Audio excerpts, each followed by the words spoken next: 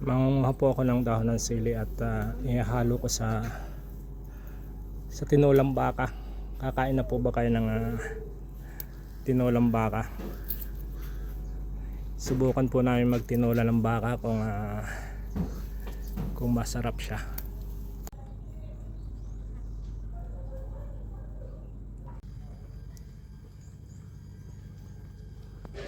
Magtitinula po ako ng baka. Nalambot ko na po. Try ko kung anong lasa yung tinulang baka. Wala kasi kaming repolyo saka patatas, kaya susubukang magtinola.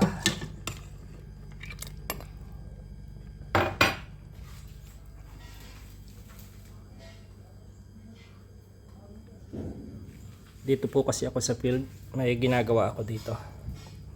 May isang Pilipino kasi dito ako nakiki-share ng pagkain. Kukuha po ako ng tanglad, lalagyan ko ng tanglad.